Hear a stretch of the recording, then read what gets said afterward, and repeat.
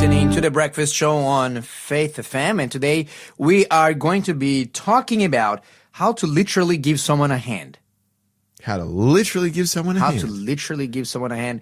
We are going to be talking about hand transplants today and wing transplants as well in Elliot's conversation here in his news. I'm going to be talking about a girl that, honestly, I think she's kind of a hero. Yeah, okay. And she made millions, and I'm talking about like millions and millions of scientific papers free and accessible to everyone today. That's awesome. So if you ever try to find a scientific article and you were stuck by a paywall requesting $30 to $50 just to access one article, this is how much it costs. Well, This girl was also tired of that, and she created a solution and made it free for everyone. We're going to be looking into that. It's very interesting. We're going to have an interview with Justin Lawman today. He's going to be sharing with us what's latest in world news, including Ivanka Trump and the Iran war, One Nation and their ascension here in Australia. Yeah. The new UFO releases. Have you seen some of the latest UAP videos? No, I haven't released? actually. Yeah, I have. It's very interesting. And what is Trump building underneath the big ballroom in the White House? It's $400 million work. There's got to be more to it. And there is. And he talks all about it. Interesting. Yeah, so stay tuned here. We're going to have a great show ahead of us. And our 8 o'clock segment, Elliot is going to be sharing with us how to deal with distractions and temptations. Yeah. Yeah. So that's going to be a great one as well. So stay tuned. Have a great show ahead today. But before we get into any of that, I would like to ask our dear producer, Sandy, to give us a new quiz question. Got a short, snappy one for you. Snappy. Fill in the blank. Okie dokie. Faith without blank is dead. Ooh. Faith without blank is dead. Listeners, 0491 064 669, send us your answers. Faith without blank is dead. 0491 064 669. Skafy and Elliot are on it. Powerful. Quick as a flash. Yeah. So we want to hear from our listeners as well. That's a very interesting passage, I reckon. Yeah, very interesting passage. I cannot wait to talk about it and talk about the blank. Yeah. But let's start first with your hand transplant story and your wing transplant story. Okay, yeah. Now this is really fascinating stuff, actually. So I saw this news article that there was this woman, her name's Jackie Kerwin, and she had a 33-year-old daughter, Georgie, who unfortunately suffered with epilepsy. So she had, it says that she had a congenital brain malformation, which caused her to have seizures all the time. So she had like really bad epilepsy to the point where unfortunately she passed away. Okay. And that's tragic. Sad. That is a tragic thing. But what was really interesting is before she passed away, or actually at the age of 17, it says that she signed herself up to be an organ donor.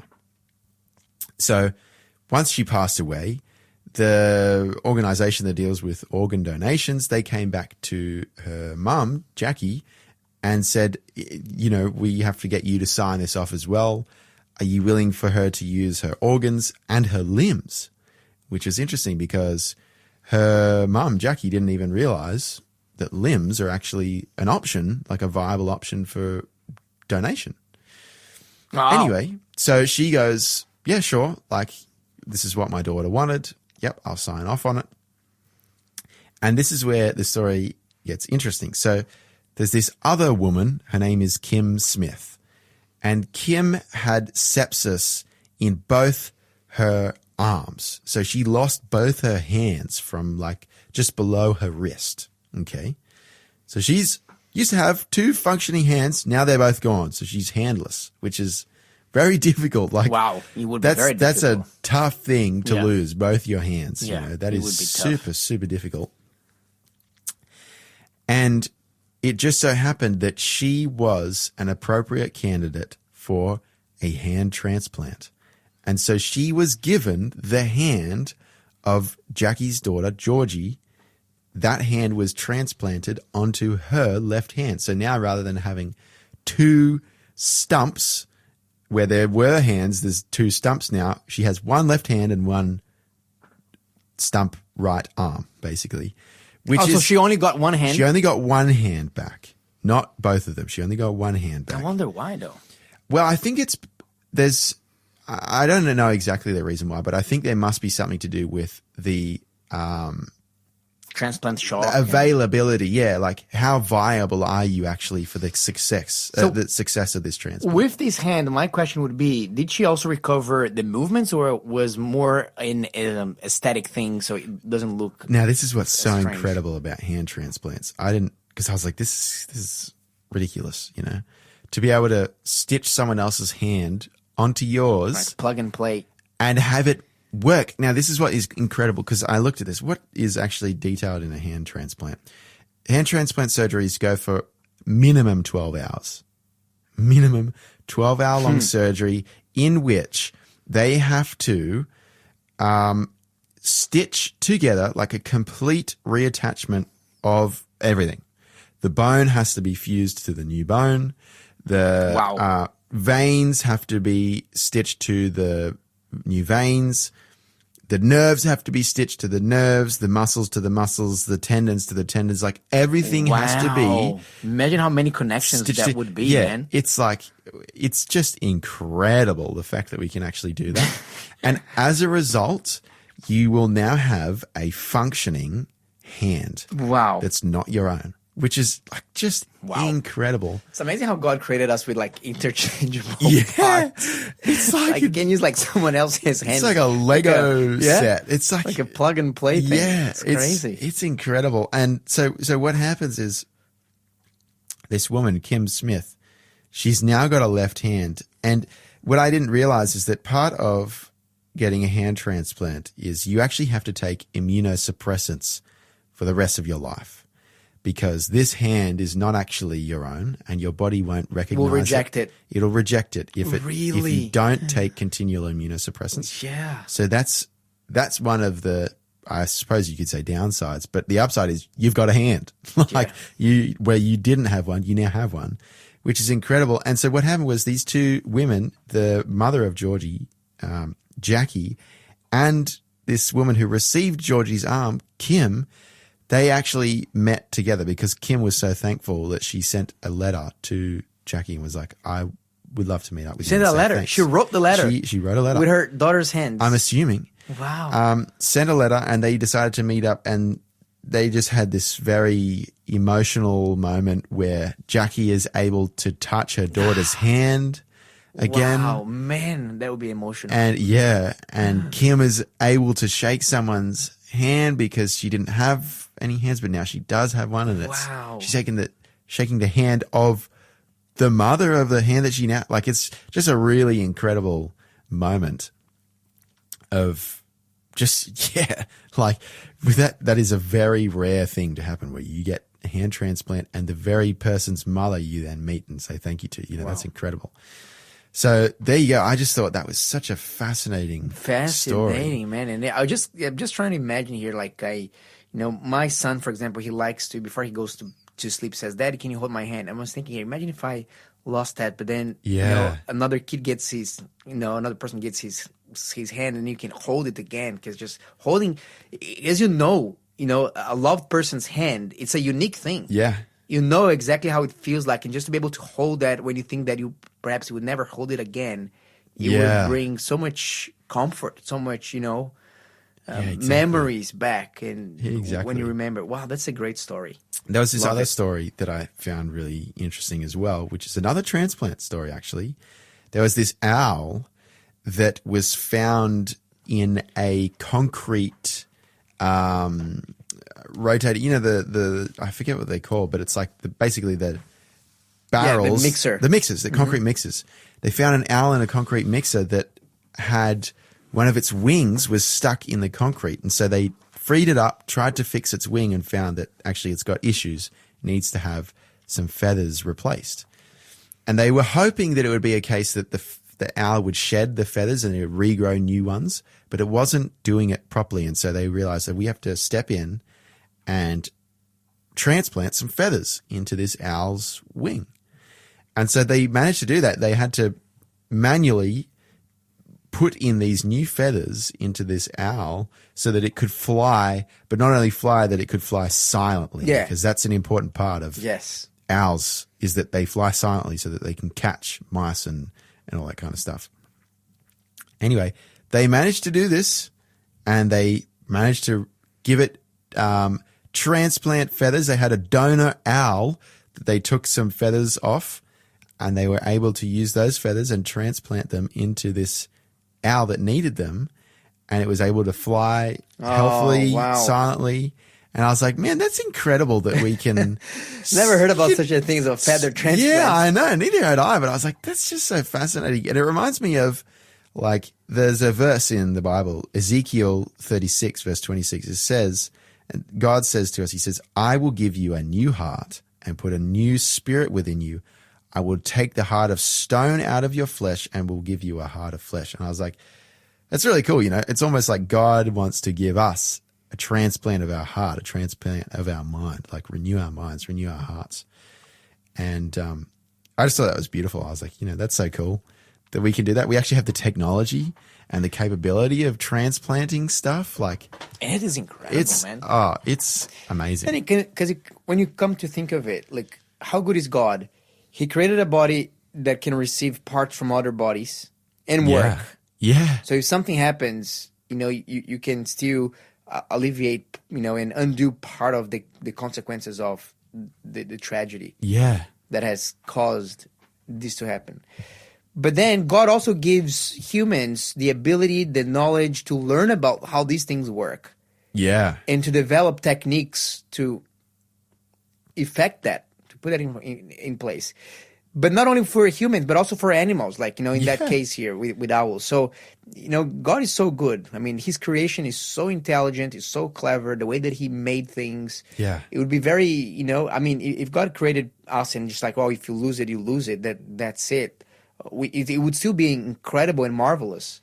But the fact that we can use these parts and that we acquire the knowledge to be able to do that, Yeah.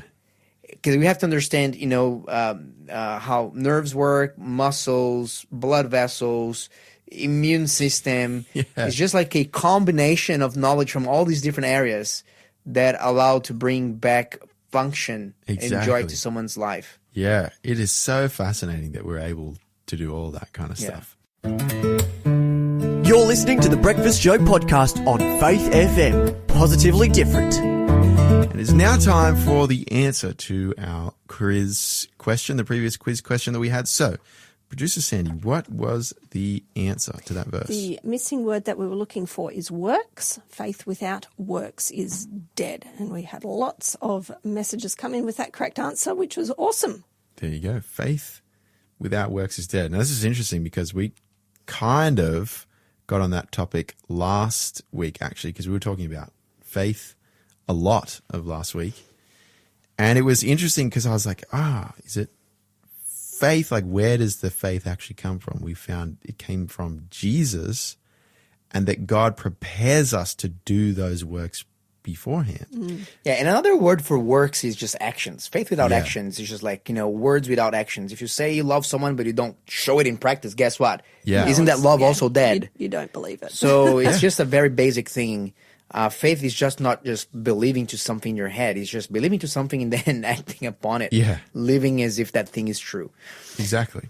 All right, let's move on to our topic here today. I'm really keen to share that story. I think this is a very interesting story. It's about a lady. Her name is Alexandra Elbakian. She is a Kazakh computer programmer who created Sci-Hub. Now, have you heard Okay. about Sci-Hub before? I'm not sure if I have. She created that website in 2011. She's often called the Pirate Queen of Science or the Robin Hood of research papers. I love it. That's awesome. Robin Hood of research papers. Yes. So she was born in 1988 in Almaty, Kazakhstan. This is why Kazakhstan, Almaty in Kazakhstan was our prayer-focused city today. We're praying for the city in acknowledgement of Alexandra. She grew up with a single mom who was a programmer, so she learned coding at the age of 12. Wow.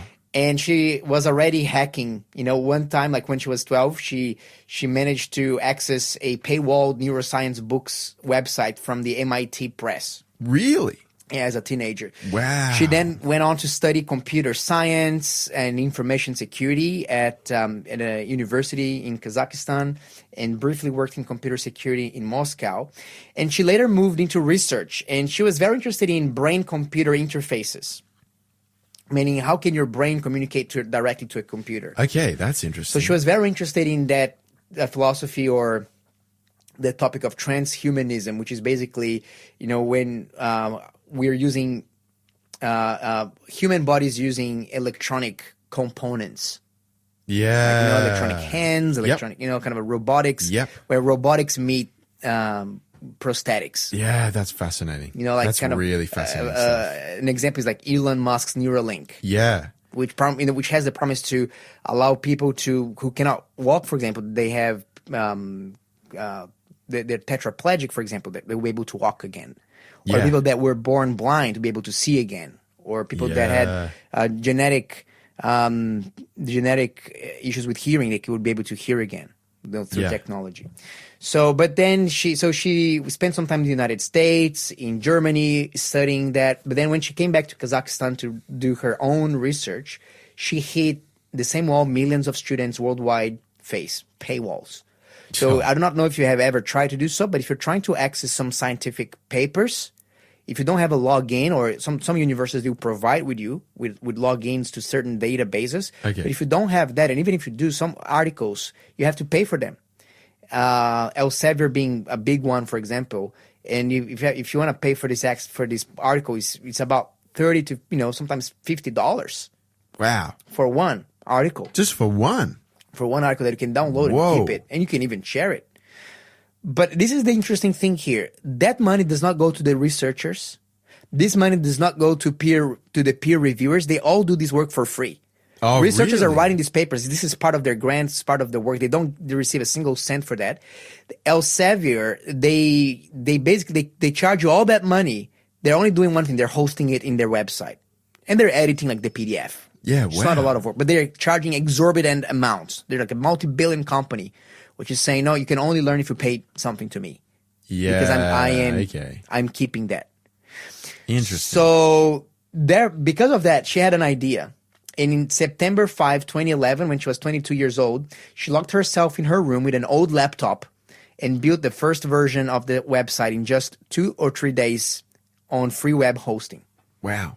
So this idea started very simple.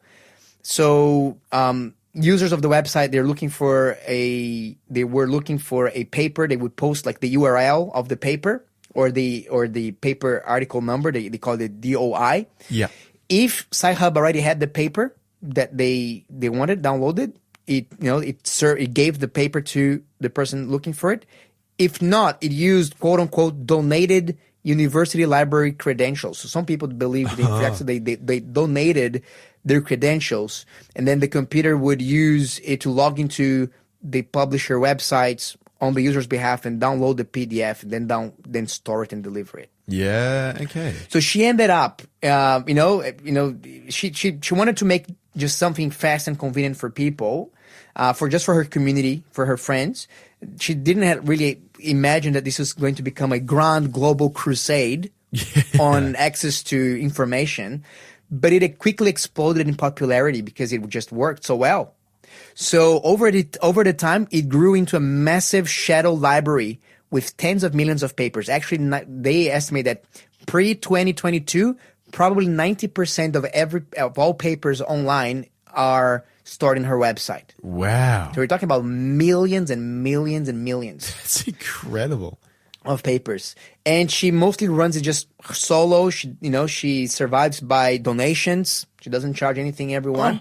She believes that, because researchers write and the peers review the papers for free, much of the research is publicly or taxpayer funded.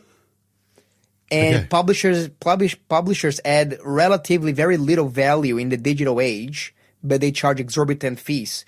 And she cited Article 27 of the Universal Declaration of Human Rights, which is the right to share in scientific advancement. Interesting. Yeah, I like it. So that's why, well, it doesn't come easy for her for free Yeah. because Elsevier, which is a massive one, they sue her in many countries, but especially in the United States. In 2015, they sued her. She didn't appear in court because she was living in Russia. So because of she didn't appear in court, the judge gave the win to Elsevier and commanded her to pay $15 million, What? which of course she didn't pay a single cent. Yeah. Because she's in Russia and those judicial rulings in the U.S. don't apply there.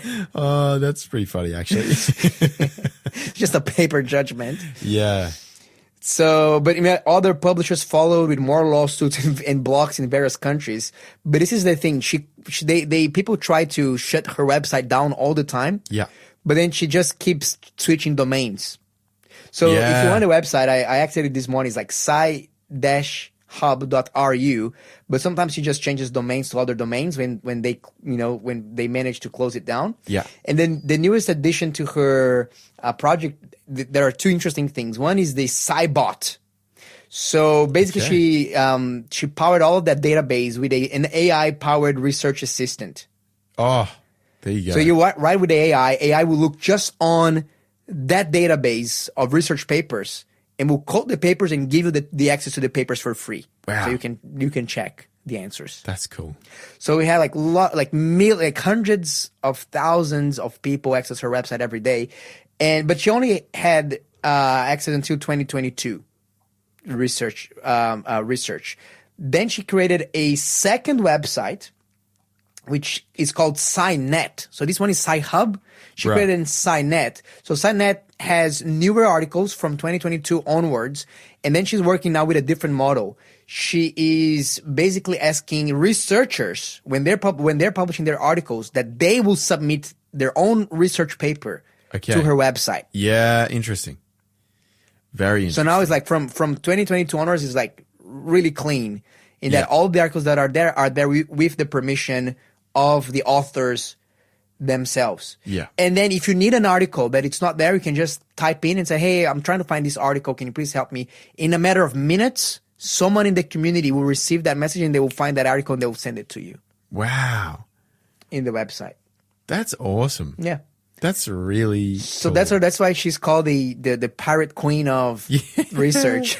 I find it so funny and also fascinating, like when you get these kind of peer communities like that, where they're all trying to help each other out. Like, perfect case in point is the starting of Facebook. Have you ever seen? There's a movie. I forget what it's called, but it's like talks about that story of how Facebook started up, and it's like initially it was just a way of getting to know people that were in universities, but then like it just expanded to everywhere and then became a worldwide thing. And that's why now Mark Zuckerberg's so famous and wealthy. But it's like that initial communal, like peer thing is really interesting. And oftentimes it just evolves explodes. to something Yeah. much bigger. So look, my Bible verse that I was thinking was in Isaiah chapter 55. It says, "Ho, everyone who thirsts, come to the waters, and you who have no money, come buy and eat. Come buy wine and milk without money and without cost." You're listening to the Breakfast Show podcast on Faith FM. Positively different. And it's now the time for our weekly interview with our political correspondent, our analyst, Justin Lawman, with all the fresh news from around the world. Good morning to you, Justin. It's good to have you. Skafy, how are you, brother? I am doing well. Let me tell you one thing, Justin. Remember that one in a Faith FM event you ran, the Strongman Challenge? Yes. So we did that too in the Kurambong Faith FM Community Fun Day yesterday. Did you? We Did you did. have a go with a hammer? No, so we you did. use We the have some hammer? we had different modalities. One of them was a farmer's carry. So you have we to do that one. You do that one as Jerry well? cans? Not with jerry cans. full of So water? they got a trap bar with weights on them. That thing was weighing 140 kilos. I couldn't even lift it from the ground, let alone walk. So, man, you have to be really strong to carry things. Like, shout out to our farmers that carry this sort of weight on a daily basis. We go to Henty Field Day. There's 60,000 people come to Henty every September over 3 days, and we use jerry cans filled with water like a farmer would have to carry. Oh, So you know, really? the laps they can do. And mate, it goes off. Like all the young guys try and you try and hold this 15-kilo sledgehammer straight out in front of you while you lean on a fence post for as long as you can. It's, I tell you, we really get amazing interactions with the community when we do it. Yeah. There you go. So yeah, it was a good fun. So Justin, tell us a little bit. We have a lot of news coming from the United States. Where do we even start? I think that Trump, he woke up that last week, had like lots of things that he wanted to share with the media. Let's start with the ballroom, because there's a lot of people were criticizing, asking where was Donald Trump going to spend $400 million in renewing a ballroom? You know, this is going to change the look of the White House. That famous look that you used in movies and everything all over the world. It's a very famous scene of what the White House looks like. The ballroom is going to dwarf the White House. And Trump's let us know that it's going to have an underground bunker, I think 6 stories. It's going to have a drone launch pad on the roof. It's got amazing levels of security. And, of course, he wants an extra $1 billion. He said it was going to be privately funded, but he wants an extra $1 billion from the Congress, and they're balking. His senators have he's getting them all primaried if they don't support him. So they've chucked a spanner in the works and gone home for 10 days. But the ballroom is going to change the look of the White House. And Trump, even when he's no longer with us, he's still going to be here, mate. Yeah, wow. And I heard that there's even going to be a full-on military hospital as well in that underground space. Massive levels of security, and it's pretty unbelievable. And construction started. It's like he's getting into it, but he needs more money before his underground bunker. So, in speaking of the White House, I couldn't believe yesterday I was having dinner with some friends, and like my cell phone started to vibrate, and then I realized that there has been another shooting, another attempt to shoot at President Trump. Yeah, apparently this guy wasn't doing so good. He was mentally unstable, and he shot towards the White House, and then he himself was shot and killed. So. Yet it's another day in America. Wow. It's become very normalized. Assassination attempts used to be like a decadal thing. Now it's like every few months. Every few months you have a new one. Yeah, that's crazy. All right, and then the other thing that got released was a second batch of UAP files, videos, and testimonies about UFOs. What are you making of all of this? Because before, I like UFO as a term rather than UAPs. It doesn't sound as good. No, UFOs is much nicer. I agree with you. True. They're changing. I grew up on things. UFOs. Yeah, me too. And look, back in the days, the government will do anything to absolutely deny that it has ever been such a thing. And all of a sudden now they're releasing these historical things. We had it all along. And you know what shocks me, Justin, is that, look, we're seeing these metal spheres that are defying all known laws of avionics and aviation and gravity here. But hey, we cannot affirm that they are coming from not non-human sources. What? Yeah, What are they trying to do? There's with a that? lot in this. This is a rabbit hole, mate. I've been going down this just a little down this hole here. Yeah. And there's footage of an F-16 shooting one down. It's destroyed. And then you've got this footage. This thing is moving so fast, and then it goes. The camera loses it because it just goes unbelievable speed. That nothing we have ever built on Earth could do that we know of.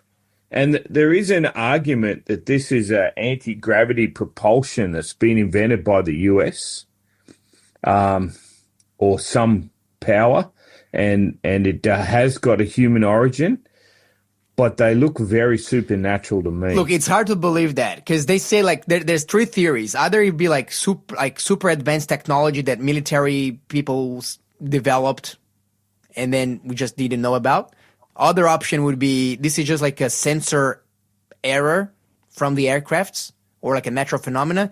And then the number 3 is that we're talking about non-human technology.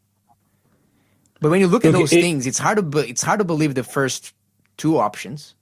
It's really got the Air Force spooked because they know they couldn't. If these things were weaponized or used against them, they've got no defense at all.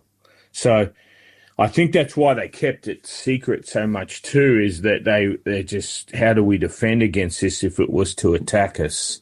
And the thing is, what we've had released, according to the senators that have been in the SCIF and the secret viewings, there's a whole lot of other stuff they won't let us see. So this, what's the music from the Twilight Zone? It's I in know Revelation chapter 13. I know the it music says from the X-Files. is it the X-Files? Anyway, it we shouldn't do the music. We can ask Elliot to play for us on the piano here. Yeah. Revelation 13 but says that at the end of time, the role of the supernatural in deceiving the world goes up whole layers on where we are today, that even Jesus himself will be impersonated. So I know that we're going to see a lot more of this stuff and supernatural things that can't be explained. So if someone comes to you and they say, Justin, like, they have released like, images or pictures or videos of reptilian looking humanoid life, like, and what would you tell them from the Bible perspective? Like, would they say, oh, is that canceling out Christianity? Is Christianity in crisis? No, there's no way known it is. Catholicism sort of takes that view, but biblical Christianity says he made the worlds in Hebrews chapter 1. It's a plural there. There's other life in the universe. We know of angels and seraphim and all sorts of the 4 living creatures around the throne that are not at all human. So, yeah, and we understand the supernatural, and we can explain UFOs in that paradigm. So it doesn't phase my Christianity. In fact, it probably deepens it. Yeah.